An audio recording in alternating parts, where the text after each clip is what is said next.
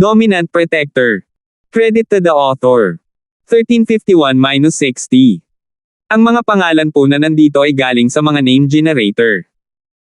Kaya kung meron man pagkakatulad sa mga pangalan ng totoong tao o lugar, ito ay tunay na hindi sinasadya. Oo. Mapait na ngumiti ang Old Hal sa kanyang puso, ngunit patuloy na tumatango sa ibabaw. Umakyat siya at inayos ang mekanismo. Gusto niyang patunayan kay Terence na kaya rin niya, at makapasok sa palasyo ng walang tulong ni Terence. Sa ganitong paraan, magkakaroon siya ng mas maraming card na gagamitin kapag nakikipag-usap sa mga reward. Hindi man lang siya naglakas loob na isipin kung ano ang gusto ni Elder York, ang pagsisikap na tunguhin iyon ay labis para sa kanya. Dagdag pa, ang mga bagay na iyon ay hindi magiging kapaki-pakinabang sa kanya. Hindi sila bagay na gagana para sa kanya. Mahirap ding ibenta ang mga ito. Ngunit si Terence, ang pagkuha lamang ng 50% ay nasaktan siya ng husto pagkatapos niyang umalis. Siya at si James ay nagplano ng kaunti at naramdaman na ito ay hindi patas. Kung ito ay isang tao lamang, marahil ay titiisin niya ito, ngunit ngayon ay pareho silang laban kay Terence. Mas naging matapang sila. Iniisip nila kung kaya nilang patayin si Terence sa libingan. Naniniwala sila na kapag dumating ang pagkakataon, masayang panoorin ito ni Elder York at hindi siya tutulungan kay Terence. Nangangahulugan ito na si Old Hal at James lamang ang mag-aani ng mga gantimpala.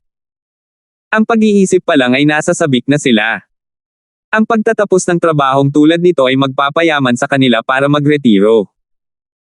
Kahit na wala ang pagkakataong iyon, kung ang Old Hal ay gumanap ng napakahusay at magsasalita ng mas malakas, hindi rin masasabi ni Terence. Ito ay nahati ayon sa pagganap pagkatapos ng lahat.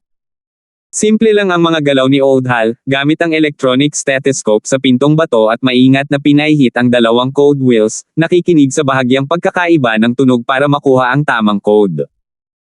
Ito ay simple, ngunit ito ay praktikal, at ang pinakamatatag pagdating sa mga sinaunang bagay na tulad nito. Natural na alam din ni Akira kung paano ito gagawin, ngunit dahil masigasig si Old Hal dito, natural na hindi niya pinilit ang sarili. Lumipas ang kalahating oras, at sinusubukan pa rin ni Old Hal na basagin ang mekanismo. Maliban sa pagkainip ni Elder York, ang iba ay naghihintay na may kalmadong mga ekspresyon. Alam ni na James at Akira na ang ganitong bagay ay nangangailangan ng swerte, minsan kahit 1 o 2 araw ay hindi sapat para masira ito. Terence, Amara, at Julian, gayunpaman, nagpapanggap kaming nasa industriya at ayaw naming malantad. Bakit ang bagal nito? Pwede mo bang buksan o hindi? Sa wakas ay naiinip na sinabi ni Elder York pagkaraan ng 2 oras. Elder York, ang ganitong uri ng pag-crack ng code ay nangangailangan ng swerte, ito ay tiyak na magbubukas, ito lamang ang problema ng oras. Mapait na ngumiti ang Old Hal. Ang mekanismong ito ay hindi ang pinakamahusay. Ito ay isang normal na nakakode na pinto ng bato. Mas madaling buksan. Kung gayon, bilasan mo, itigil mo na ang pag-aaksaya ng oras. Napapagod na ako. Nabasag na ng mga tauhan ni Little Hogan ang code. Hindi ko dapat hinayaan na patayin mo siya, tila. Damn useless. Asar na sabi ni Elder York. Ang Old Hal ay hindi nang ahas na magsalita ng kahit anong, ngunit nagpatuloy sa paggawa sa pinto. 3 oras, 4 na oras, at napanatili ng Old Hal ang kanyang pasensya. Sa industriyang ito, kailangan mo iyon, sino ang nakakaalam kung ilang beses ka nang mamatay kung wala kang pasensya. Ang ilang mga mekanismo ay hindi kasing ligtas ng isang ito, masyadong, at ang pagkainip ay maaaring pumatay sa iyo. Nakita ni Elder York na walang ibang nagrereklamo at napagtanto na wala na siya sa kanyang larangan. Hiempt at umupo, nagsimula sa practice. Sina Terence, Amara, at Julian ay sumusunod din, nagsasanay sa lupa. Ang natural na chi dito ay hindi kasing kapal ng Jade Space 1, ngunit ito ay mas mahusay kaysa sa City Chi. Ang pagsasanay dito ay magiging kapaki-pakinabang din, kahit na nalalapat lamang iyon sa Amara at Julian. Pumunta si Terence sa Jade Space anumang oras na gusto niya. Si Wilson ay nasa mga bisig ni Julian sa buong panahon at ngayon ay inilagay sa lupa, bagaman siya ay napakamasunurin at nanatili sa tabi ni Terence nang hindi nagdudulot ng gulo. Hindi mapigilan ni Elder York na magbigay ng malamig na habang nakatingin sa tatlo. Bukod sa lalaking magnanakaw mula sa mag-asawa, ang dalawa pa ay walang kung ano ang kinakailangan. Masyadong mabagal, walang kwenta ang pag-practice. Mula sa pananaw ni Elder York, sina Terence at Amara at Julian ay dapat na hindi bababa sa 30 o kahit 40 kung tutuusin. Aktibo na ang mag-asawa sa mundo ng mga magnanakaw 10 taon na ang nakararaan, at kung sila ay nasa golden class late phase peak sa 40 ay hindi masyadong mataas ang tsansa na lumakas. Huwag kang mag-alala tungkol sa amin kung hindi ka magsisikap at makapasok sa sky sa lalong madaling panahon, wala ka ring maraming taon na natitira. Mahinang sabi ni Terence. Iniwan ito ni Elder York. Dumating ang oras para sa tanghalian, at pagkatapos kumain ng mabilisang pagkain kasama ang lahat, si Oldhal ay bumalik sa pintuan pagkatapos lamang magdilim ang kalangitan, nag-click ang pinto na bumukas. Sa wakas, gaya ng inaasahan, tuwang-tuwa ang Oldhal. Bukas na. Buksan mo na ang pinto, ano pang hinihintay mo? Tumayo rin si Elder York, naiinip dahil hindi binubuksan ni Oldhal ang pinto. Yan. Kuya York, hindi natin alam kung may mga nakatagong bitag, hindi natin basta-basta mabubuksan. Walang imik na sabi ng Oldhal, napaka-hassle makipag-usap sa isang tao, hindi sa industriya. Hindi mo ba nakikita na ang iba ay nagpapasensya? Baka maaari kang pumunta upang subukan. Kung alam ko ito, ano ang silbi ninyong mga kabataan? Si Elder York ay mapagmataas, ngunit hindi siya tanga. Maraming iba't ibang larangan, at hindi niya ilalagay ang sarili sa panganib na ito. Tutulong lang daw siya para makuha ang gusto niya sa huli. Ngumiti ng mapait ang Oldhal at lumingon kay Akira. Flying Sparrow Girl, maganda ang iyong chinggang, iiwan namin ito sa iyo. Ang 10% gustong kunin ni Akira ay kailangang kumita, pagkatapos ng lahat syempre, ipaubayan niya ito sa kanya. Mataimtim na tumango si Akira. Naisip na niya na ang mga mapanganib na bahagi ay maiiwan sa kanya, kung hindi, bakit sila magbibigay sa kanya ng bahagi? Ito ay isang buong 10%. Hindi niya makukuha iyon ng libre. Naglakad siya papunta sa batong pinto. Noong nakaraan, ang buhay at kamatayan ni Akira ay walang kinalaman kay Terence, isa lang siyang estranghero, walang pinagkaiba sa namatay na si Mr. Quill, Old Ken, o Old Hal. 1352. Ngunit iba na ngayon si Akira, alam ni Terence ang kanyang sitwasyon, at naunawaan niya kung bakit siya nagsumikap para kumita ng pera. Sa puso niya, isa na itong kaibigan, ayaw niyang may mangyari sa kanya. Mayroon siyang Jade Alert System, at ang mga taong tinanggap niya ay isasama rito. Sa sandaling dumating ang panganib, malalaman na niya kaya't nakahinga siya ng maluwag nang nanatiling tahimik ang Jade. Hindi niya pinakialaman si Akira noon, malamig lang siyang nakatayo. Maliwanag na hindi alam ni Akira kung ito ay mapanganib o hindi, kaya nang umatras ang lahat, tumalon siya palayo pagkatapos buksan ang pinto patungo sa landas na kanilang pinuntahan kahapon. Bumukas ang pinto, at walang nangyari. Walang poison gas, walang poison arrow, walang halimaw. Konting alikabok lang at amoy amag. Walang problema. Sabi ng Oldhal habang pinapakinang niya saglit ang searchlight. May dumating dito dati, at may ilang ginamit na mga palaso sa lupa. Wala nang anumang panganib na natitira kapag dumating tayo. Palibhasa'y natakot sa wala may pumasok na sa loob kanina, kita nyo. Well, ano pa ang hinihintay natin? Tumango ang Oldhal. Lumingon siya kay Akira. Ikaw muna. Medyo nahihirapan si Akira, siguradong mahirap kumita ang perang ito. Kung siya ang magiging taliba, siya ay kumpay lang ng kanyan. Ngunit alang-alang sa pera, wala siyang pagpipilian. Walang sinabi si Terence bagkus sumunod sa kanyang likuran. May iligtas niya ito kapag may nangyari. Sumunod si Wilson sa likod niya, kasama sina Amara at Julian sa likod ng aso. Ang Oldhal ay natural na walang sasabihin tungkol kay Terence na nasa unahan dahil mas delikado doon na natili siya sa likuran.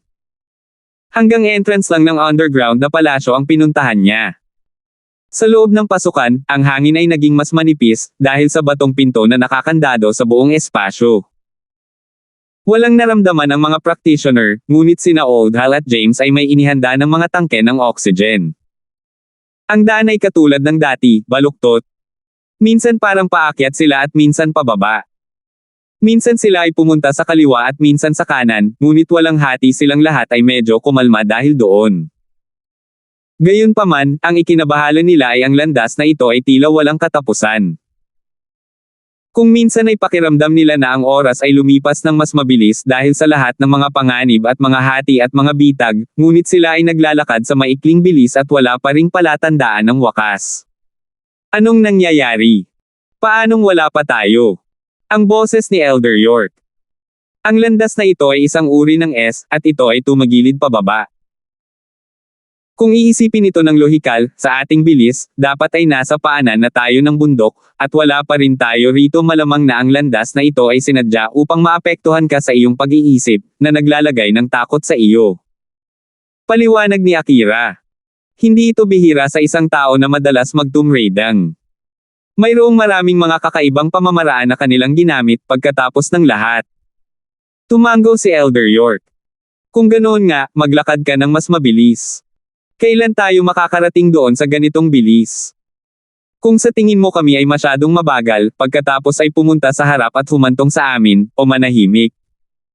Lumingon si Terence upang tumingin sa kanya ng malamig. Ikaw.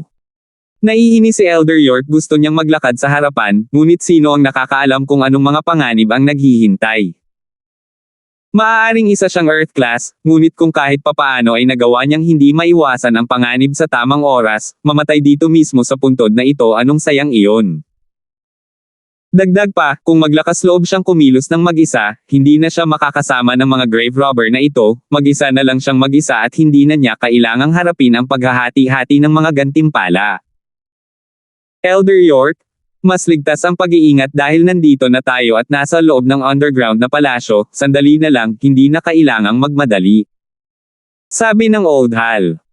Hindi na nagsalita pa si Elder York, at sinundan nila ang mahaba, paliko-liko na landas.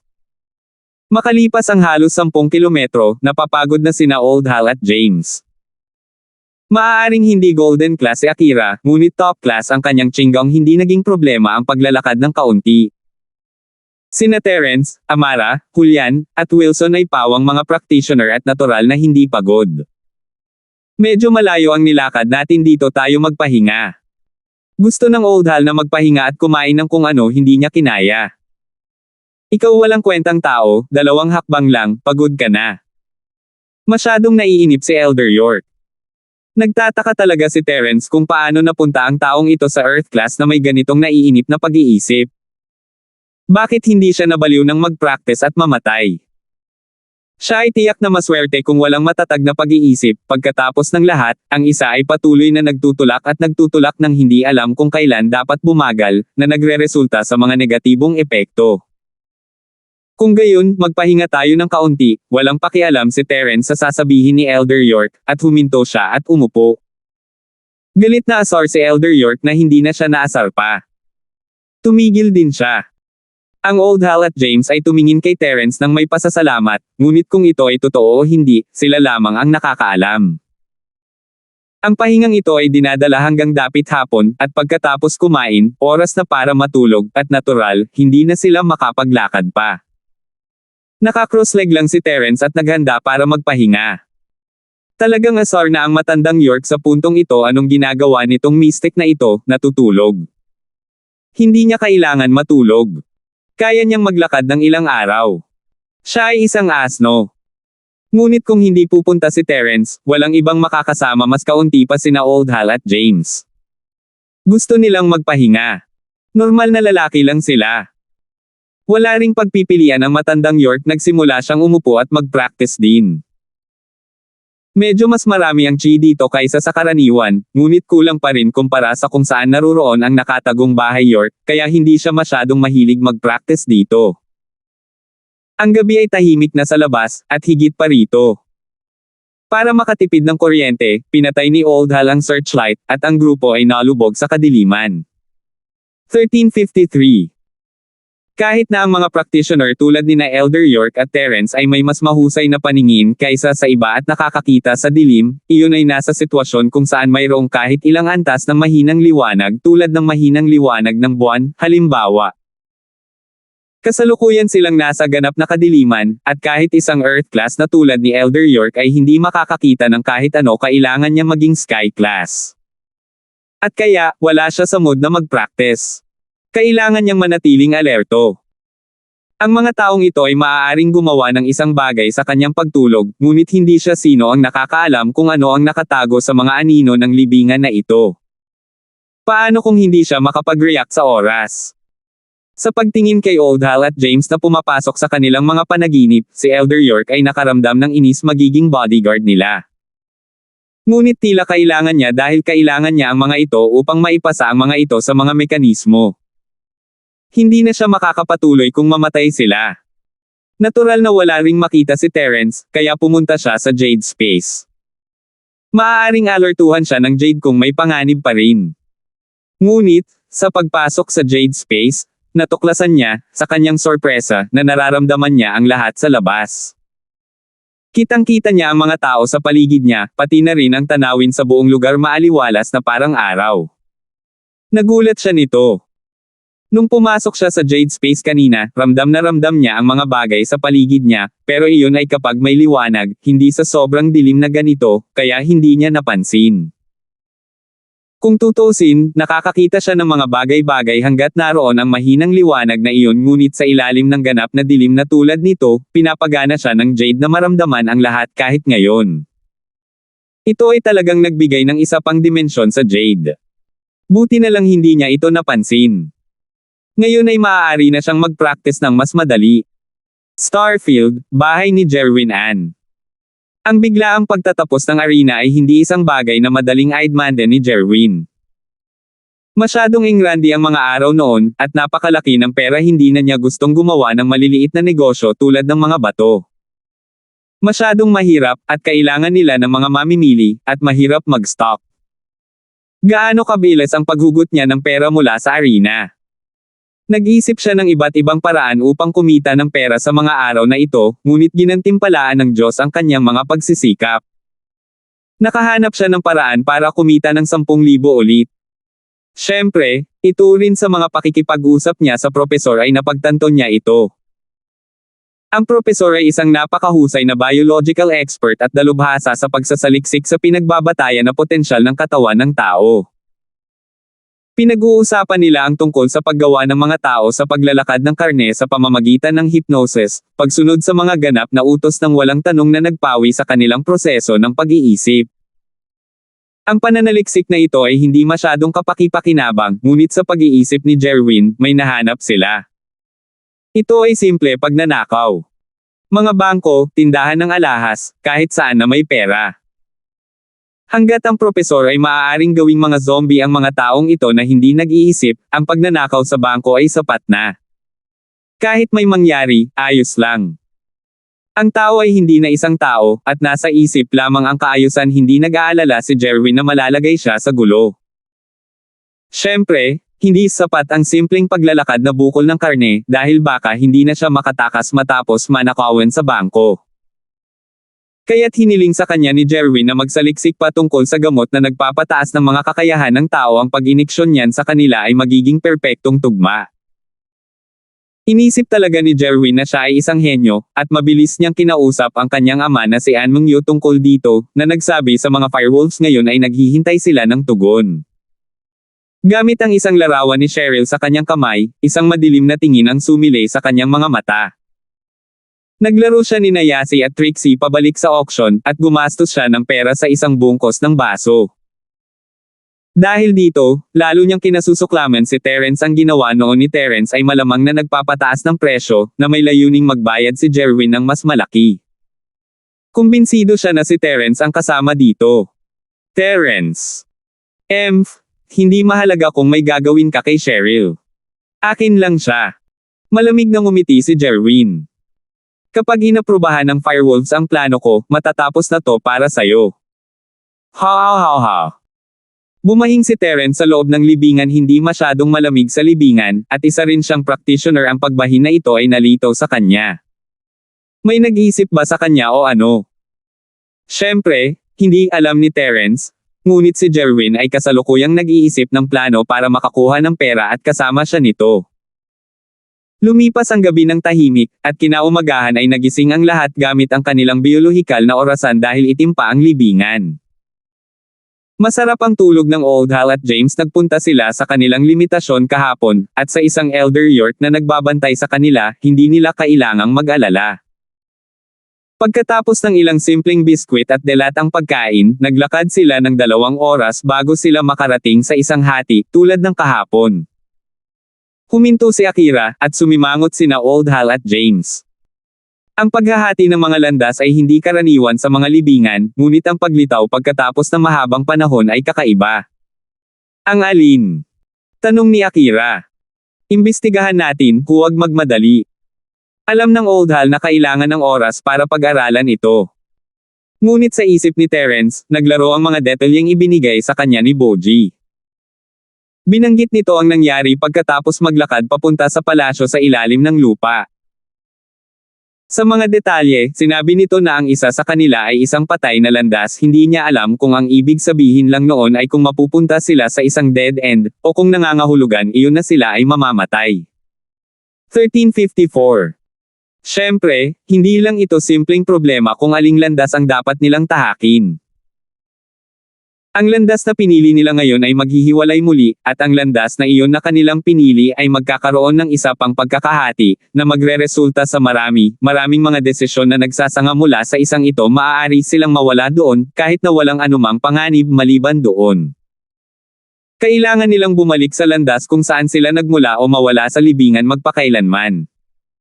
Kumunat ang noo ni Elder York, hindi nagsasalita. Wala siyang magawa tungkol dito. Parang walang pinagkaiba itong dalawa. Napahinto si Akira nang lumapit si Old Hal sa searchlight. May ilang chalk marking sa dingding, mga simbolo na tila walang ayos. May mga marka dito. Sabi ni Amara habang tinitingnan ang mga simbolo. Siguro ito ay isang code na naiwan ng isang Tomb Raider na nauna. Lumakad ang Old Hal at tumango. Ngunit patawarin mo ako, ano ang ibig sabihin ng mga simbolo na ito? Ang Old Hal ay itinuturing na isang veterano na, at gayunpaman, hindi pa niya nakilala ang mga markang ito. Umiling din si James matapos itong inspeksyonin. Hindi pa rin siya kasing karanasan ng Old Hal, kung tutuusin. Hindi ka ba magaling dito, Mr. Thief? Nakapili ka ng tamang landas noon. Bakit ang tahimik mo ngayon? Lumingon si Elder York kay Terence. Bata, ipasok mo kami, at magkakaroon ka ng iyong mga benepisyo, alam mo iyon. Walang sinabi si Terence dahil hindi siya sigurado sa kanyang sarili kung aling landas ang dapat niyang tahakin. Tumayo siya sa harap ng 2 daanan. Hindi pinalam ng isa sa kanila ang Jade, at nangangahulugan iyon na ligtas ito. Ang isa pa, gayunpaman, ay isang napakamapanganib na landas. Ang Jade ay nagiging matindi. Karaniwang pipiliin ni Terence ang walang panganib sa ilalim ng normal na mga pangyayari, ngunit ang impormasyon ni Boji ay nag-alinlangan sa kanya. Kung walang panganib, hindi ba ang ibig sabihin noon ay hindi ang patay na daan na binanggit ni Boji? Walang panganib, ngunit hindi sila makakarating sa gusto nila. Ang kabilang landas, gayunpaman, ay hindi isang patay na dulo rin dahil ang isang patay na dulo ay walang panganib dito. Hindi niya kayang gawin ang desisyong ito ng biglaan. Kung hindi nila tinahak ang landas na iyon na humantong sa isang dead end, tinahak nila ang landas na humantong sa panganib, sa kabila ng alam nila. Ang kalsadang ito ay hindi mapanganib ngunit malamang na isang dead end. Hindi hahantong saan man. Itinuro ni Terence at lumingon sa kabilang landas. Gayunpaman, ang landas na ito ay may napakalakas na pakiramdam ng panganib, ngunit malamang na ito ang tama na patungo sa underground palace. Hindi ito magiging maayos. Ano sa palagay ninyo? Tanong ni Elder York kay Old Hal. Iyan ay. Ang Old Hal ay nakasandal sa ligtas na landas. Pagkatapos ng lahat, maaari silang mag-back out kahit na ito ay isang dead end, iyon ay mas matatag. Nag-alinlangan siya. Dahil walang panganib, kung gayon maaari nating tahakin ang landas na iyon. Kung hindi ito gagana, maaari nating subukan ang ibang landas dahil wala tayong mawawala. Sige. Umalis ka na, hihintayin kita dito. Mahinang sabi ni Terence. Kung may mga bagay doon, hindi ako kukuha ng anuman. Makukuha ninyo ito. Walang naramdamang dahilan si Terence para magsinungaling si Boji sa kanya siya ang kanyang tagapagligtas, at wala silang conflict of interest. Kaya ayaw niyang mag-abala sa paglalakad para sa kahit ano. Kung gayon, titingnan natin. Nagningning ang mga mata ni Elder York. Ang mga salita ni Terence ay may katuturan, ngunit walang ganap dito. Paano kung ang landas na ito ang tama? Si Terence ay hindi isang Diyos, magaling siyang magkalkula, ngunit kung wala siya doon sa kanila, makukuha niya ang gusto niya ng walang sagabal. Kaya't sinabi ni Elder York na oo nang hindi nag-iisip. Sa suporta ni Elder York ngunit hindi sa suporta ng mag-asawa, pinili pa rin nina Old Hal at James na tahakin ang ligtas na landas. Upang maiwasang maligaw, pinili nilang mag-iwan ng alikabok ng bato sa sahig. Si Akira ay nagtatrabaho sa Old Hal, kaya natural, kailangan niyang sumunod, hindi siya pinigilan ni Terence. Walang panganib doon pa rin. Extra walking lang. Lumakad ang Old Hal at ang grupo na may searchlight, kaya magagamit lang ni Terence ang ilaw ng kanyang telepono at ilagay ito sa isang tabi para sa ilang pag-iilaw. Anong gagawin natin ngayon? Tahimik na tanong ni Amara pagkaalis ng grupo. Magsanay dito at maghintay para sa kanila, tatagal ito ng 1 o 2 araw. Mapanuksong sabi ni Terence. Binanggit ng impormasyon ni Boji na ang landas ay ginawa gamit ang mga orihinal na kuweba at daanan ng bundok, at ito ay paikot-ikot at komplikado. Kailangan ng 1 o 2 araw bago nila napagtanto na mali ang kanilang napuntahan. Sigurado ka ba na ito ang maling landas? Sabi ni Amara, medyo nag-aalala. Karamihan ay sigurado. Napangiti si Terence, hindi sa wala siyang tiwala kay Boji, ngunit sadyang walang panganib sa daan patungo sa palasyo. Tumango si Amara. Medyo mahirap na ang misyon na ito, may garantiya ka bang matatalo ang Elder York na iyon? Hindi. Prangkang sabi ni Terence. Ngunit kung gusto niyang hawakan ang mga medikal na tala para sa kanyang sarili, kailangan kong ilagay ang aking buhay sa linya at panatilihin siya dito. Ang mga mata ni Terence ay napuno ng determinasyon habang sinasabi niya na ang mga medikal na tala ay ang tanging pag-asa ni Trixie, at kailangan niyang lumaban para makuha ito kahit na anong practitioner ang hamarang sa kanya. Pumunta ka dito sa amin para kunin ang mga medikal na tala. Hindi naiintindihan ni Amara kung bakit nagbago ang isip ni Terence. Kaya ang mga tala ay ang dahilan. Dapat may solusyon ang sakit ni Trixie, at nakasulat ito sa mga talang iyon. Sinabi ni Terence, walang saysay na itago ito. I see. Hindi napigilan ni Amara na tumango ng naiinggit.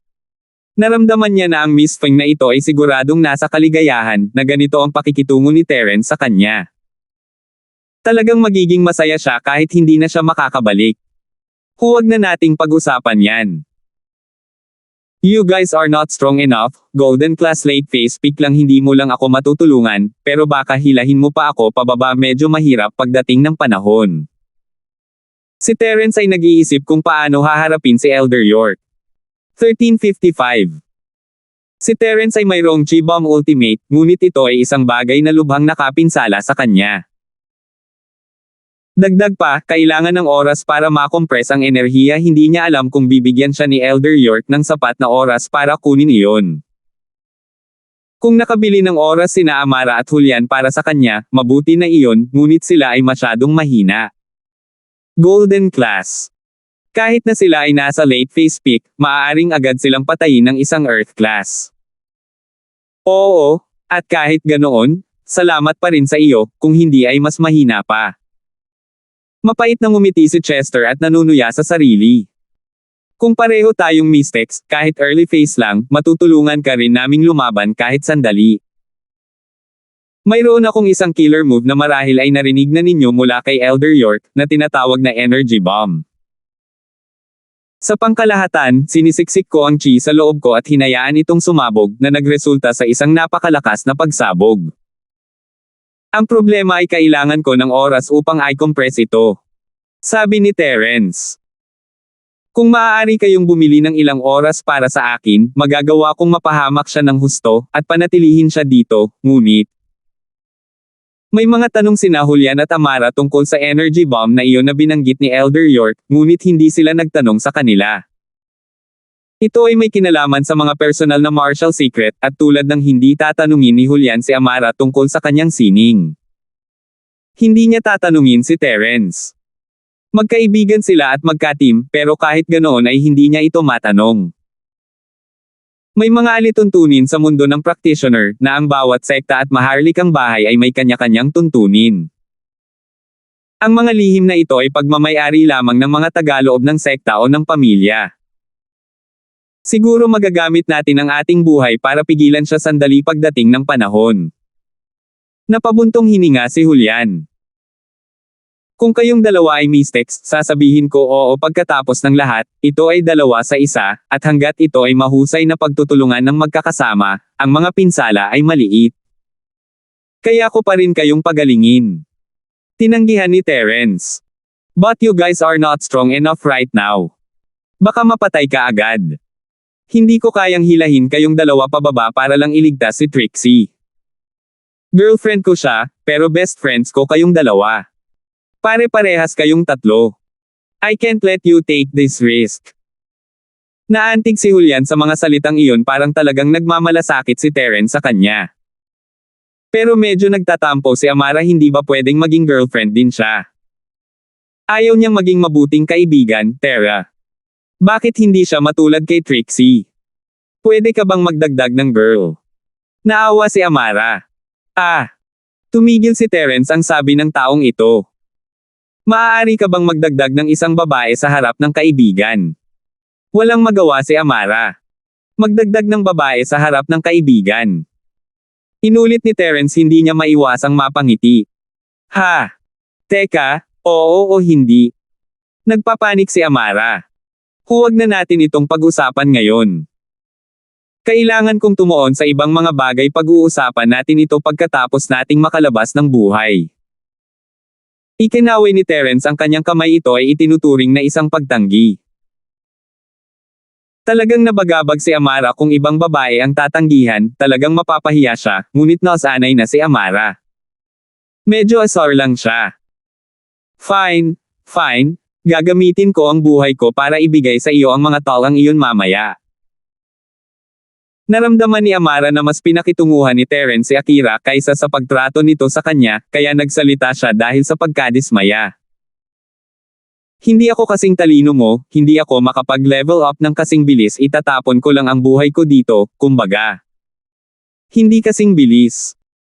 Huminto si Terence habang iniisip ang mga salitang iyon, inaalala kung paano siya nakalusot noong nakaraan, gamit ang nakakompress na enerhiya para piliting palakasin ang sarili. Kung iyon ang gumana at nag-level up sa kanya, gagana rin kaya sa dalawang ito? Pareho silang late phase peak golden class, na may isang hakbang lang ang layo mula sa mystic. Ang ibig sabihin nito, na may sapat na compressed energy, ang pag-level up sa kanila ngayon ay hindi masyadong mahirap. Naramdaman ni Amara na tumindig ang kanyang mga balahibo habang tinitingnan ang titig ni Terence. Naisip niya na sa una ay iniisip ni Terence na maganda siya, at nahihiya siya kapag nagpatuloy ang titig ng napakatagal. Ikaw. Bakit ganyan ka makatingin sa akin? Kakainin mo ba ako o ano? Late phase peak golden class ka ngayon, mararating mo ba ang mystic pagkatapos ng kaunting chi? Tanong ni Terence. Oo. Ngunit ang chi dito ay mas manipis, at hindi ganoon kadaling makalusot sa isang bottleneck. Minsan, kapag nagsasanay ako, sinusubukan kong sumipsip ng mas dalisay at makapal na chi, ngunit hindi ito dumarating. Ito ay kaunti lamang na palaging hindi sapat para makalusot. Tumanggo si Amara. Ang paglalarawan ni Amara ay hindi ang pinakamahusay, ngunit naunawaan ni Terence. Ito ay katulad noong kailangan niyang mag-level up sa isang bottleneck. Ito ay pareho para sa lahat ng mga practitioner. Bilang resulta, gusto niyang subukan ito. Kung kaya niya, bakit hindi kaya ng iba? Bagaman mayroong isang tiyak na panganib na kasangkot. Nagpasya siyang sabihin na lang sa kanila. Mayroon akong isang paraan na maaaring hayaan kayong masipsip ng isang antas ng chi sa ganoong paraan, mas makapal kaysa sa karaniwang halaga na inyong kinukuha. Ngunit may mga panganib. Seryosong sabi ni Terence. Ito ay katulad ng compressed chi bomb. I'll compress chi and let you take it in your body. It'll expand inside you, and this should push you guys to Mystic. This worked on my body, but I don't know if it'll work for you guys. Hindi ko alam kung ano ang maaaring mangyari kung hindi ito gumana. Naunawaan ni na Amara at Julian ang mga salita. Nagkatinginan sila, at nakita nilang pareho ang pagnanasa. Ang pagnanais para sa Mystic class. Ang Mystic ay ang pinakamataas na kapangyarihan ng mga karaniwang Noble House, at kung may lumitaw na Mystic sa House Song at House Colton, napakalaking bagay na iyon. Nagbigay ito sa kanila ng maraming autoridad sa Noble House meeting. Maging si House York ay kailangang bigyan sila ng higit na paggalang. Walang sakit, walang pakinabang. Naunawaan nila ang sinasabi ni Terence. Ang tagumpay ay nangangahulugan ng malalaking pagdiriwang, ngunit kabiguan. Ni hindi nila alam kung ano ang parusa. I want to try. Ilang sandali ng katahimikan, halos magkasabay na magsalita ang dalawa. Hindi sila mga taong nag-aksaya ng oras sa mga desisyon pagkatapos seryosong isaalang-alang ang mga panganib at gantimpala. Ginawa nila ang kanilang desisyon. 1356. Amara, hayaan mo muna akong gawin ito kung walang problema o pinsala, ikaw na ang bahala. Haha, hindi mo ako masisisi sa unang pagsubok, di ba? Sabi ni Julian matapos tingnan si Amara. Siya ang lalaki, hindi siya maaaring maging mahina dito. Kung ganoon ang kaso, hindi ako makikipag-away sa iyo. Hahayaan kitang maging lalaki. Ngumiti si Amara. Kung kasing desidido ka ngayon, hindi na sana kita titingalain. Haha, yun lang ang nakaraan na iimpluwensyahan ako ni Terence. Siya ang nagpabago sa akin. Matikas na sabi ni Julian. Sige, Terence, handa na ako, pwede na tayong magsimula. Sige. Walang ibang sinabi si Terence, pareho silang mga nasa hustong gulang, alam nila kung ano ang kanilang ginagawa, kaya itinuloy ito ni Terence. Sisimulan kong i-channel ang aking mga sining, at gagawin mo rin. Walang problema. Naka-cross-leg si Julian at naghanda. Si Terence ay hindi nag-compress ng masyadong maraming enerhiya. Kinakalkulan niya ang halaga na ginamit niya noong una siyang pumasok sa Mystic. Hindi magandang bagay ang sobra. Handa na. Na-compress na ito ni Terence, hindi ito bomba, kaya hindi na niya kailangang maglagay ng sobra sa compression. Ini-channel ni Julian ang mga sining ng kanyang practitioner, ngunit hindi niya makuha ang chi mula kay Terence. Nakaramdam siya ng pagkalito, hindi ito ang kaso noon. Ang kinis talaga noon. Sinubukan muli ni Julian ngunit nabigo. Nakaramdam siya ng pagkalito. Anong mali? Tumingin si Terence sa kanya, ang turn niya naman ay nalilito. I can't take the energy from you. Sabi ni Julian pagkatapos subukan ulit. Oh. Sumimangot si Terence, at biglang napagtanto ang bottleneck na pagkakaiba sa pagitan nila. Siya ay Mystic, at sa sandaling naabot ni Julian ang Golden Class Late Phase Peak, hindi na siya makakukuha ng enerhiya mula sa kanya. Hindi na ito mababago. Sa isiping iyon, medyo nalungkot siya. Akala niya ay tiyak na gagana ito kina Julian at Amara, ngunit nabigo ito. Ang kanyang pag-level up ng compression ay hindi limitado o pinaghihigpitan, pagkatapos ng lahat. Ngunit magkaiba sina Julian at Amara, kailangan nilang tanggapin ang kanilang chi mula sa kanya, ngunit ang pagtanggap nito mula sa kanya ay may ilang mga paghihigpit. Ngunit ayaw sumuko ni Terence, sa wakas ay nakahanap na siya ng paraan para makitungo kay Elder York, ngunit hindi ito gumagana. Sa pagtingin sa ekspresyon ni Terence, alam nilang dalawa na may problema na kailangan niyang isipin. Tahimik silang nakaupo doon. Elder George, may paraan ba para malampasan ang bottleneck na ito? Inilagay ni Terence ang kanyang pag-asa kay Elder George. Hindi ganoon kadali ang buhay na gamit mo na ang Jade Space sa napakalaking haba, at ngayon gusto mong gamitin ito ng ibang tao. Siguradong maganda ka, ha? Umiling si Elder George, tinanggihan ang iniisip ni Terence. So, wala na bang ibang paraan? Alam na ni Terence ang sagot, ngunit kailangan niyang magtanong. Og. Molditik ang bata, laging nagdudulot ng gulo. Pag-isipan ko. Alam ni Elder George kung gaano ito kaseryoso, at habang mukhang naiirite siya, sinubukan talaga niyang mag-isip ng plano para kay Terence. Tama, itong bottleneck mo nalalapat lang ito bago ang Golden Class late phase peak, tama. Hindi ka maaaring magbigay ng chi kahit kanino sa mismong late phase peak. Oo, iyon ang problema, tumango si Terence. Sige, narito ang isang plano, maaari mong subukan ito. Ito lang ang mayroon ako. Napabuntong hininga siya. Sabihin sa kanya na mag-aaksaya ng kaunting chi sa kanyang sarili, at huwag lagyang muli ito gamit ang chi na ipinadala mo sa kanya sa halip. Nangangahulugan ito na hindi na siya aabot sa sukdulan, ibig sabihin ay maaari niyang makuha ang iyong enerhiya, ang pagpapadala ng nakakompress na enerhiya sa kanya ay malamang nagagana. Bagamat kakailanganin mong gumamit ng mas maraming chi kaysa dati. Tama ka. Natuwa si Terence sa ideyang ito ay gagana. Lumingon siya kay Julian.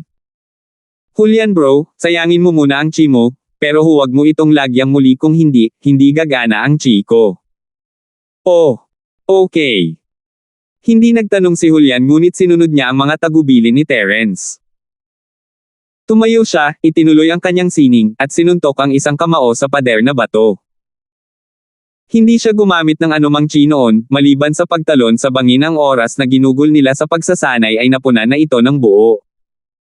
Okay, iyon ay tungkol sa mabuti. Kaunti lang ay mabuti. Sumenya si Terence na huminto siya. Binawi ni Julian ang kanyang kamao at pumunta sa gilid ni Terence, umupo sa tabi niya at itinuloy ang kanyang sining nang hindi nagsasalita si Terence. Nangyari ito, pumapasok ang compressed energy ni Terence sa katawan ni Julian. Sa isang iglap, ang kanyang mukha ay naging ganap na pula. Ito ay isang nakakatakot na tanawin. Ah! Napasigaw si Julian sa langit, ang kanyang mga mata ay namumula sa dugo nang maramdaman niya ang kanyang katawan ito ay hindi maipaliwanag na masakit. Ngunit alam ni Julian na ito ang senyales bago ito makalusot, mas masakit lang kaysa karaniwan. Ito ay tulad ng paghila sa isang umuusbong na usbong ng halaman upang tulungan itong lumaki, maliban sa oras na ito, ang paghila ay mas matindi. Naranasan na rin ni Terence ang sakit na iyon noon, kaya hindi siya masyadong nag-aalala. Ngayong matagumpay na nakapasok sa kanya ang chi, ilang sandali na lang ang layo na niya para makalusot, hindi man lang nag-alala si Terence. Siya ay masaya. Ang pamamaraan ay gumana. Nangangahulugan ito na maaari niyang gawin ang parehong mga leveled practitioner sa tuwing pupunta siya sa susunod na yugto ngayon. Bagaman, pagkatapos na makalusot, hindi na niya matutulungan ang mga ito. Kahit na mystic early phase lang iyon, malaking tulong iyon sa kanya. Ito ay mas mahusay kaysa sa golden class. Siya. Magiging maayos din siya, di ba? Nagulat si Amara sa pagmumukha ni Julian. Ayos lang. Nakakalusot siya. Sabi ni Terence habang nakatingin kay Julian na ang mukha at katawan ay ganap na pula. Sigaw niya. Ito ay masama. Ano? Natigilan si Amara. Tumalikod ka, kailangan ko munang habarin ang damit niya. Kung hindi, mapunit agad ang damit niya. Naalala ni Terence kung paano nagkapira-piraso ang kanyang mga damit sa Jade Space, bagamat hindi iyon totoo. Maayos ang damit niya sa totoong mundo. Si Julian, gayunpaman, ay nasa totoong mundo. Ang pagsabog na iyon ay masisira ang lahat sa kanyang katawan. 1357. Namula si Amara at tumalikod. She wasn't someone who was shy like this, especially due to her profession. She didn't really mind stuff like that. Sa harap ni Terence, gayunpaman, nagsimula siyang umunlad patungo sa mentalidad ng isang batang babae nang walang dahilan. Si Terence ay hindi nag-abala kay Amara, ngunit mabilis na lumakad at hinubad ang damit ni Julian. Hindi niya nais na ang lahat ng damit ay pumuputok. Mahirap ipaliwanag sa iba. At saka, kahit hindi sila magpaliwanag, hindi nila pwedeng hayaan na lang na maglakad-lakad si Julian sa puntod na hubot-hubad. Kinailangan niyang i-strap muna siya. Muntik nang makalusot si Julian, ngunit naririnig niya ang mga salita ni Terence, nakipagtulungan siya sa mga kilos ni Terence. Ang chi sa loob ng libingan ay hindi kasing puno ng Jade Space, ngunit ito ay mas makapal kaysa sa lungsod. Naka-absorb na siya ng sapat na chi mula kay Terence, at hindi na niya kailangang abalahin ang natural na chi ng mundo. Ngunit gayunpaman, ang chi sa libingan ay hinailapaykat sa kanya, umiikot sa kanyang katawan. Naranasan na rin ni Terence iyon, kaya hindi siya nataranta. Pagkatapos niyang habarin ang kanyang damit, naghintay siya. Lumipas ang ilang oras, at ang chi ay nagsimulang umikot ng mas matindi, hanggang sa wakas siya ay nakalusot. Sa totoo lang, ito ay isang inaasahang resulta, ngunit nakahinga pa rin siya ng maluwag nang magtagumpay si Julian, isang nakaka-relax na ngiti sa kanyang mukha. Mukhang gumana ang plano niya. Kung magagawa ito ni Julian, magagawa rin ito ni Amara. Nakalusot ako. Terence, talagang nakalusot ako, mistake na ako ngayon. Sabi ni Julian pagkatapos ng maikling paghinto, tumalon at tumakbo papunta kina Terence at Amara. Amara, isa na talaga akong mistake ngayon. Talaga. Masayang lumingon si Amara, at nakita ko ang isang hubad na Julian na tumatakbo sa kanyang mukha na nangangitim. Anong ginagawa mo, nag-straight ka ba? Bumaba ang tingin ni Julian at naalala niyang hubad siya ang excitement at itinulak ang kanyang sentido. Nagsimula siyang makaramdam ng kaunting hiya. Sorry, magbibihis lang ako. Hindi ito masyadong nakita ni Amara ngunit medyo asar pa rin lalo na nang makita niya ang isang lalaki sa harap ni Terence. Ginawa nitong awkward ang mga bagay para sa kanya. With tumalikod siya at hindi pinansin si Julian. Sige, dahil okay ang test, magsuot ka ng damit mo noon, tutulungan kong palakasin si Amara. Sabi ni Terence pagkatapos kumpirmahin na gumana ito.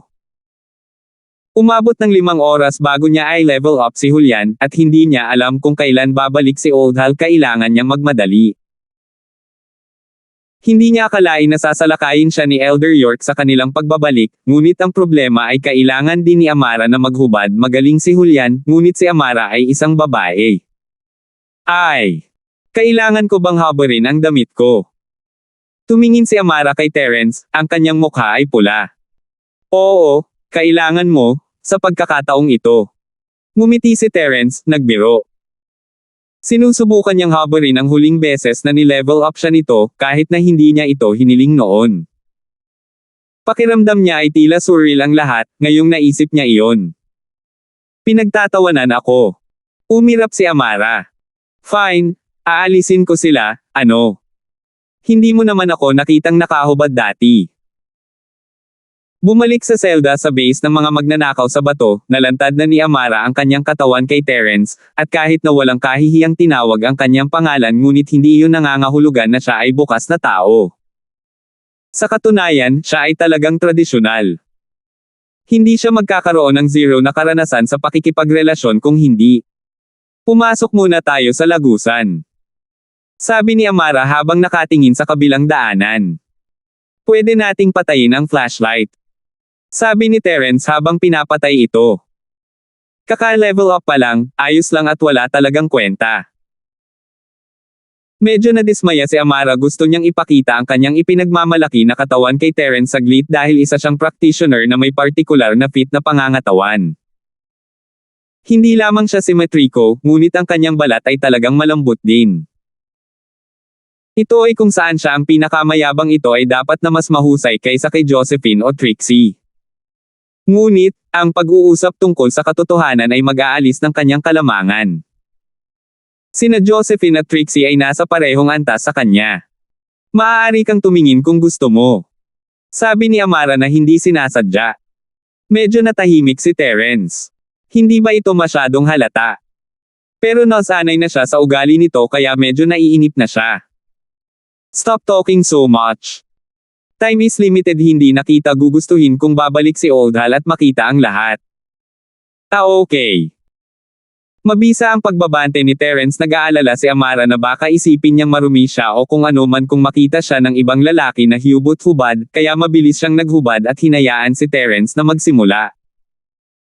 Nagpasya si Amara na kumapit sa isang taong kasing kapangyarihan ni Terence, hindi lang dahil siya ang tipong nagustuhan niya, kundi dahil masyado siyang malakas. Ang pagsunod sa kanya ay magpapahintulot sa kanya na maging mas malakas din. Kung talagang pumasok si Terence sa Sky Class balang araw, makakarating din siya doon. Hindi na ito panaginip. Magiging napakasarap din, ito ang pangarap ng lahat ng practitioner. Mabilis na hinubad ni Amara ang kanyang damit, at itinaas ang kanyang dibdib, sa pag-aakalang titingin siya sa kanyang direksyon. Kung aabot siya, hahawakan niya ang kanyang mga suso. Kung hahayaan siya nitong gawin iyon, baka magmakaawa siyang hawakan ang mga ito sa hinaharap. Nagsimula na siyang magplano na akitin si Terence. Terence, nagbihis na ako. Nagsalita si Julian. Sige, manatili ka muna dyan, iyon ang tinahak ni Old Hal, sabihin mo sa akin kapag napansin mong darating sila. Sabi ni Terence. Sige. Tumango si Julian, hindi pa rin nakakaalis sa excitement. Mystic na siya ngayon. 1358. Noong nakabalik pa lang siya sa Starfield, isa pa siyang Golden Class Early Phase, ngayon ay isa na siyang buong lakas sa itaas.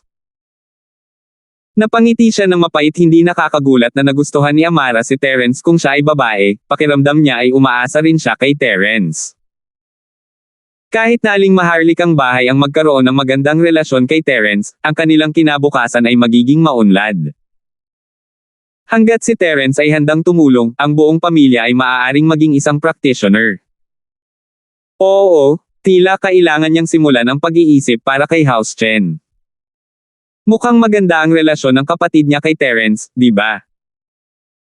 At saka, mukhang mas maganda ang pakikitungo ni Terence sa kanyang kapatid kaysa kay Amara.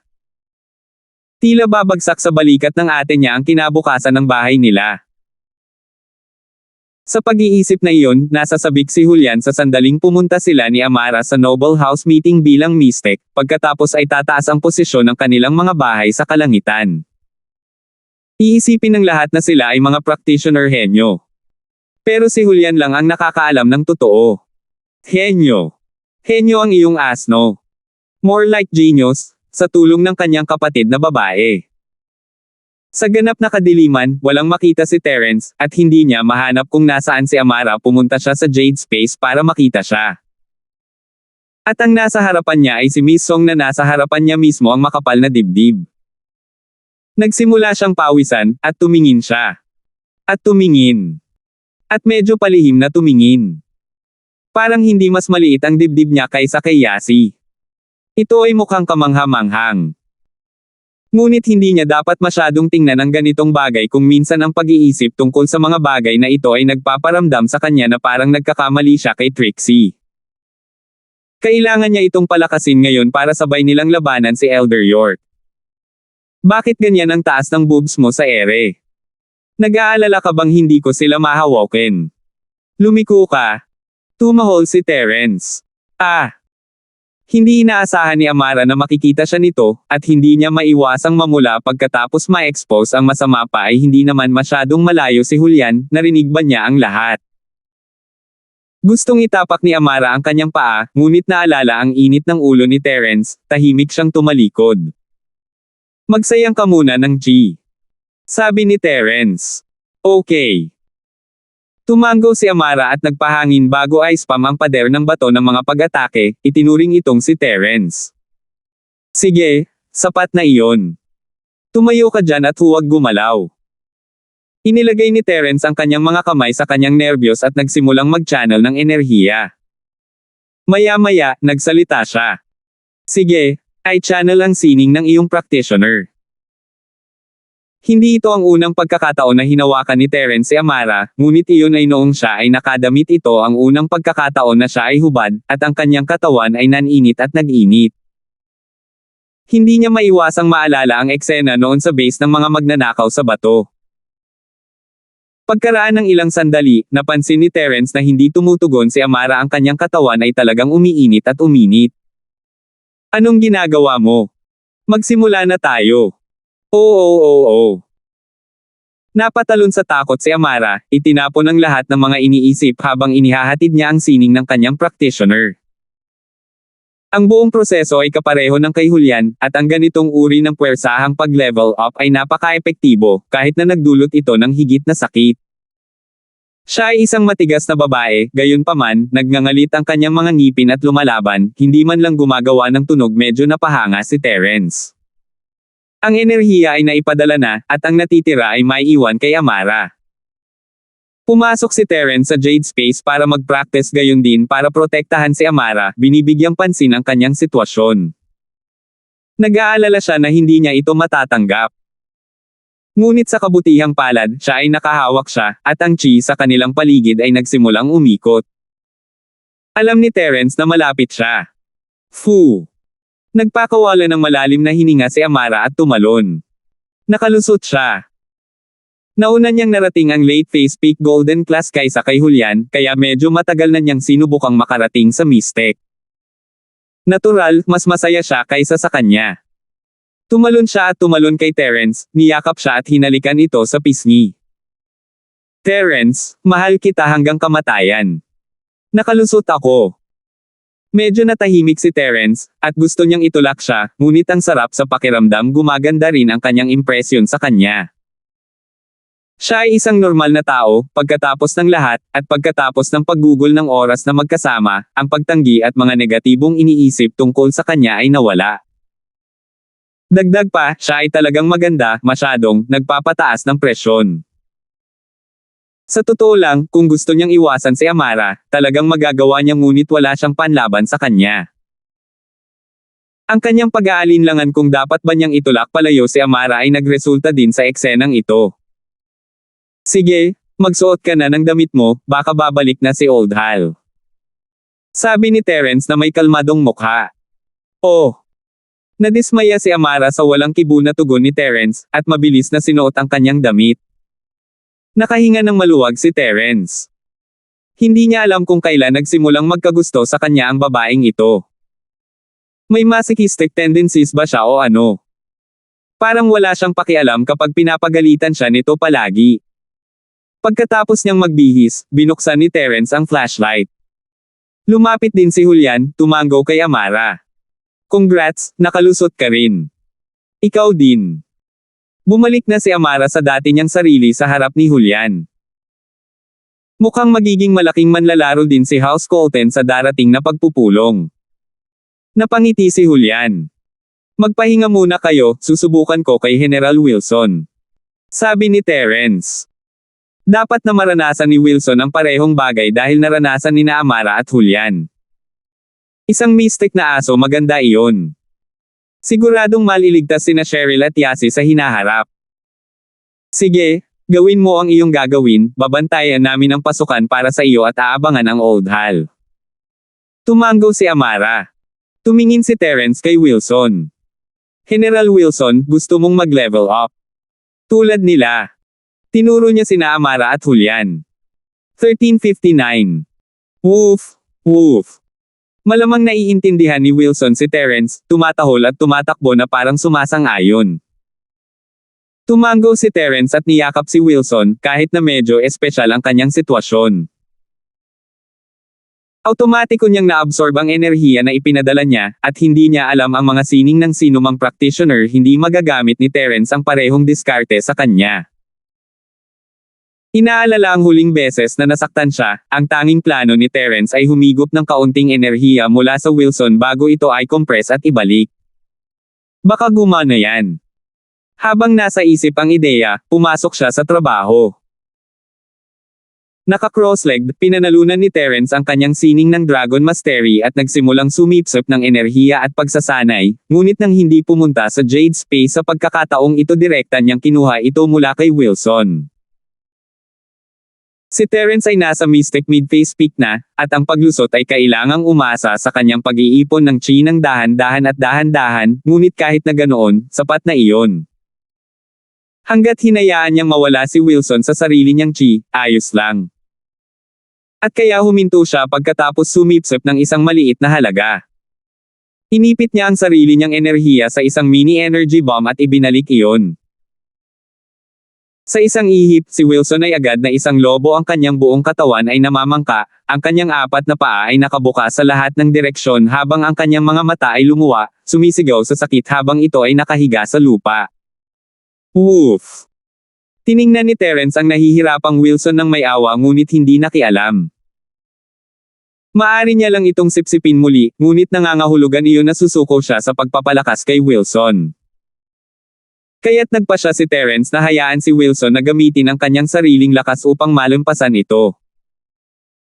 Kahit na napuno siya hanggang sa halos sumabog, kayang pagalingin siya ni Terence hanggat hindi siya mamamatay. Walang masyadong dapat ipag-alala. Parehong nabigla sina Amara at Julian sa sitwasyon ni Wilson, ngunit tahimik si Terence, kaya tumahimik din sila. Lumipas ang 1 oras, 2 oras. Sa wakas, lumiit sa normal na laki ang hugis ni Wilson, at ngayon, si Wilson ay isang mistake na aso. Masayang tumahol si Wilson. Hindi siya makapagsalita, ngunit ito ay isang dahilan para sa pagdiriwang din para sa kanya. Haha! Congratulations! Ngumiti si Terence. Humanga rin sina Amara at Julian, isang aso, naging isang mistake practitioner sa maagang yugto. Maaaring mangyari ang anumang bagay pagdating kay Terence. Ngunit, ang ikinalito nila ay ang katotohanang si Terence ay hindi nawala ng lakas kahit na patuloy niyang dinadagdagan ang lakas ng iba, kahit masaktan siya, nakabawi lang siya sa isang gabi. Ano ba talaga ang lalaking ito? Kahit na ang isang Sky Class ay hindi magagawa iyon, tama ba? Lalo na sa limitasyon ng manipis na chi sa hangin, hindi naman siya makakabawi ng ganun kabilis, di ba? Saan nanggaling ang chi ni Terence?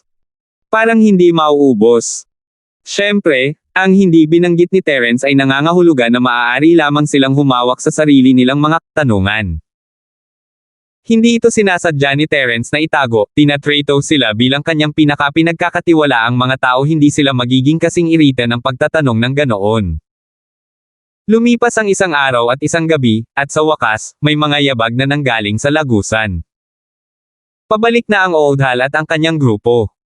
Bumalik na silang lahat. Hindi nagulat si Terence. Tutal gumawa naman sila ng marka sa sahig. Gayunpaman, ang kanilang mga mukha ay natatakpan ng alikabok, at ang kanilang mga ekspresyon ay hindi masyadong masaya. Hindi ito isang madaling daan. Well, may nakuha ka, sinubukan ni Amara na tumutunog sa babaeng magnanakaw, hinihimok sila. Wala man lang multo doon. Nagkatinginan ang Old Hal at James, nang hihinayang din.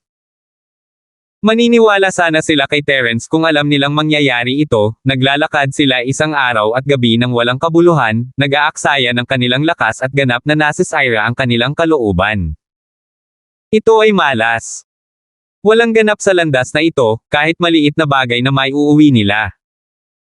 Nahirapan din si Akira, pero tinanggap siya dito ni Old Hal, kaya natural, tikom ang bibig niya. Sinabi ko sa inyo, hindi kayo naniniwala sa akin. Nagkibit balikat si Terence. Pwede na ba tayo? Pwede ba tayong magpahinga saglit? Ang Old Hal at James ay hindi mga practitioner, at sila ay patay na pagod na. Patuloy din silang sinugod ni Elder York habang naglalakad, kaya kailangan nilang magmadali. Sina Elder York at Akira ay parehong practitioner, at habang si Akira ay hindi kahit golden class, ang kanyang stamina ay mabuti. Ang pagpapahinga ng ilang sandali ay sapat na para makabangon siya. Pagkatapos ay magpahinga na kayo, 1 araw at 1 gabi kaming naghihintay, malapit na kaming mena sa kamatayan. Hindi pinansin ni Terence ang mungkahi ni Old Hal at pumunta sa kabilang landas. Iyon ay. Nagpapanik ang Old Hal, alam niyang magaling si Terence, lalo na sa nangyari sa pagkakataong ito, pakiramdam niya ay mas mahusay si Terence kaysa sa inaasahan niya. Makakarating kaya siya sa underground na palasyo ng matagumpay kung hindi niya kasama si Terence? Malinaw na ganoon din ang iniisip ni James, ngunit talagang pagod na pagod siya, nanginginig ang mga paa niya. Kayong dalawang basura, bumangon na kayo. Tara na. Hindi hahayaan ni Elder York na mag-isa si Terence. Nakita na niya ito, sa mga magnanakaw, ang lalaking ito ang pinakamagaling. Hindi magiging maayos ang mga pangyayari kung hindi nila siya susundin. Papatayin ko kayong dalawa kapag hindi kayo dumating. Tumalon sa takot ang Old Hal at James, tumayo at sinundan si Terence habang nag-aagawan sa kanilang sarili. Pagkapasok pa lang sa tunnel, maliwanag na pareho ang daanan nito gaya ng dati. Ang parehong mga pader na bato ay tumataas at kung minsan ay mababa, na may mabilis na kaliwa at kanan. Ginamit ni Terence ang kanyang flashlight at naglakad sa harapan. Lumayo pa sila, at tila lumawak ang landas, mula sa orihinal na 2 metro hanggang 3 hanggang 4 na metro, 5. At 10 metro ang lapad. Naunawaan ng lahat na sa tamang landas sila, nasa harapan nila ang palasyo sa ilalim ng lupa, kaya malamang may mga mekanismo o bitag sa harapan. Biglang huminto si Terence. Anong mali? Huminto si Elder York, nag-aalala. Tumingin ka sa lupa. Mahinang sabi ni Terence. 1360. Oh. Nagsimulang maghanap ang mga tao sa lupa pagkatapos ng sinabi ni Terence may puting kalansay sa lupa, sa ilalim ng dingding sa kanilang kanan. Matingkad na puti ito sa ilalim ng searchlight, lalo pang nakakatakot. Ang kalansay ay nakatambak sa lupa sa halip na maayos na nakaayos, kaya hindi matukoy ang sanhi ng kamatayan. Parang hiniwa ang bangkay at itinapon, ganito ang hitsura pagkatapos mabulok. Ilang buto lang, walang nakakagulat tungkol dyan, baka pinatay siya ng kasama niya o ano. Si Elder York ay walang takot sa mga patay na tao. Hindi ba't 2 tao din ang pinatay ni Old Hal kahapon? Malawak ang espasyo sa paligid. Walang nakikitang panganib. Ganun ba? Interesado kang hatiin ang bangkay niya pagkatapos pumatay ng kasama. Sabi ni Terence, na nakatingin sa kamangmanga ni Elder York. Maaaring isa siyang practitioner, ngunit malinaw na kulang siya sa sentido komon. Kahit na ang ilang hindi pagkakasundo na dulot ng kasakiman ay nagresulta sa away, sino ang pupunta at maghiwa-hiwalay ng bangkay ng ganoon? Hindi ito tulad ng isang malaking paghihiganti. Yan. Malinaw at patag ang buong kalsadang ito, walang marka o death traps o anuman. Hindi ka ba nag-o-overthink? Sabi ni Elder York. Oh, kung gayon, bakit hindi ka maglakad sa harap? O bantayan ang aming likuran? Nagkibit balikat si Terence. Medyo namutla ang mukha ni Elder York, medyo nag-aalala. Ayaw na ayaw niyang maglakad sa harapan, who knew what might really be lurking there after all. Kahit Earth class siya, may panganib. Gusto niyang madaliin ang mga bagay-bagay, ngunit ngayong naging ganito na ang mga bagay, nag-alinlangan siya. Lumingon siya kay Old Hal. Ano sa tingin mo? Ay. Kumunat ang noo ng Old Hal. Hindi talaga siya makapagdesisyon, pero nilinggan niya si Akira. Lilipad na Maya, ikaw ang manguna. Damn it, bakit siya na naman? Si Akira ay talagang nababagabag, ngunit wala siyang pagpipilian. Siya ay kinuha ni Old Hal, at kailangan niyang makinig sa kanya para makuha ang mga reward. Kaya't nanggigigil ang kanyang mga ngipin at nagpatuloy sa pagsubok. Maghintay. Pinigilan ni Terence si Akira. May panganib sa harap nila. Si Terence ay lubos na nakatitiyak ang Jade ay nagsimula ng masidhing senyales sa kanya nang makarating sila sa lugar na ito. Syempre, hindi niya hahayaan si Akira na makipagsapalaran. Kumunat ang noo ng Old Hal nang magsalita si Terence. Hindi ko man lang hahayaang maglakad muna ang mga tauhan ko. Medyo tyrannical ka, no? Kukunin ko siya. Iba na ang gamit niya mamaya. Tinuro siya ni Terence. Sumunod ka sa akin ngayon, at bibigyan kita ng 10% kinuha mula sa aking bahagi. Hindi mo na kailangang makinig sa kanya. Huminto si Akira, hindi niya maintindihan kung bakit biglang nasabi ni Terence iyon, ngunit alam na alam niya ang protection nito sa kanya sa buong oras na ito. Hindi siya tanga. Masasabi niya kung sino ang tunay na nagmamalasakit sa kanya, at kung sino ang itinuring siyang kasangkapan. Flying Sparrow, sisirain mo ba ang kontrata? Tumingin ang Old Hal kay Akira, ang kanyang mukha ay madilim at sinusubukan. Naiinis na siya masyado na itong si Terence, sinusubukang ilayo si Akira sa ilang salita. Ito ang kanyang kumpay ng kanyan. Ako. Susundan ko si Mr. Thief kung ganoon. Hindi tulala si Akira, ayaw niyang mamatay. Ang Old Hal na ito ay malinaw na pinapahakbang siya sa mga minahan, kaya ito ay isang napakadaling pagpipilian. Lilipad na Maya, isipin mo, ano ang gusto ng lalaking ito sa iyo? Pag-isipan mo ang sinasabi niya. Malamang habol mo lang siya. Nagsisimula ng maglagay ng distansya ang Old Hal sa pagitan ni Terence at Akira. Ang pagpapaalam sa babaeng magnanakaw na ito ay makikialam sa kanya, at si Terence ay wala nang mapagpipilian. Tumingin si Akira kay Terence, at naramdaman niya na may pamilyar na sentido at tila wala itong anumang lihim na motibo sa kanya. Ngunit ang mga salita ni Old Hal ay nagtanim ng isang pakiramdam ng pagdududa ito ay totoo, ano ang silbi niya para sa kanya, na siya ay kahit na handa na kumuha ng 10% para sa kanya. Pakiramdam niya ay may mali. Hindi ba masyadong maganda ang pakikitungo niya sa kanya? Gusto mong mamatay, Old Hal? Tumingin si Terence sa kanya, nagsasalita ng patag. Tumahimik ka kung gusto mong mabuhay, maaari kang maglakad sa harap kung gusto mo. Og. Agad na naalala ng Old Hal na si Terence ay isang taong may kakayahang pigilan si Elder York, agad siyang nawala ng galit. Wala siyang dapat ipaglaban kay Terence, at ito ay pagpapakamatay. Kung ganoon, ano ang gusto mong gawin? Manatili ka rito at walang gagawin. Walang pagpipilian si Elder York, lumingon siya kay Terence. Titingnan muna natin kung paano namatay ang taong iyon. Itinuro ni Terence ang mga buto. Ang bangkay ay naging isang tumpok na lamang ng mga buto, ngunit may mga pahiwatig pa rin. Ang suhestyon ay may katuturan sa lahat, ito ay magiging kapaki-pakinabang upang siyasatin ito. Maingat silang naglakad, huminto mga 10 metro ang layo. Hindi gaanong nagtatanggol si Elder York, gumawa siya ng 2 hakbang, bago muling umatras.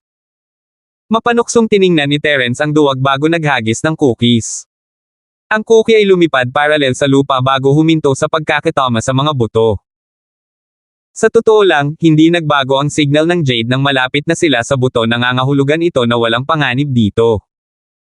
Kung ang signal ay mas matindi, iyon ay nagpapahiwatig ng panganib sa kanilang kasalukuyang landas. Lumapit si Terence at kinuha ang cookie, tinapik ang alikabok at pinunit ito para kainin. Siniyasat niya ang mga buto habang kumakain. Siya ay isang doktor, kung tutuusin, at siya ay isang taong dumaan sa maraming bangkay noon, wala siyang pakialam. Bagamat medyo naiinis sina Old Hal at James at Elder York, ang mga butong ito ay dumapo sa cookie, at kinakain ito ni Terence. Kinain ni Terence ang isa at ibinigay ang isa kay Akira sa tabi niya. Masasabi niyang limitado ang kanyang mapagkukunan ng pagkain, at kahit minsan ay may ibibigay si Old Hal sa kanya, talagang nakakatipid siya ng pera. Lalo siyang naging payat nitong mga nakaraang araw. Walang pakialam si Akira sa kanyang pananaw, ito ay pagkain, hindi niya ito masasayang. Hanggat hindi ito nahulog sa tae, ayos lang. Nagdilim ang mukha ng Old Hal habang nakatingin sa mga kilos ni na Akira at Terence, ngunit walang sinabi. Nakita niya ito, at nakita ito ng babaeng magnanakaw, ngunit nanatili siyang tahimik. Walang kwenta ang pagtatangka niyang gumawa ng eksena. Ngunit nalilito siya paanong ganoon kadaling nagtiwala ang Akira na ito kay Terence. Hindi ba siya natatakot na masaktan siya? Ang mga buto na ito ay tila nakagat dati. May mga marka ng ngipin. Pinulot ni Terence ang isa sa mga buto at inamoy ito bago ibinalik. Walang senyales ng lason, kaya nariyan. Ito ay kasing dami ng impormasyong makukuha ko rito. Salamat po at sinamahan ninyo ako, ingat lagi mga master.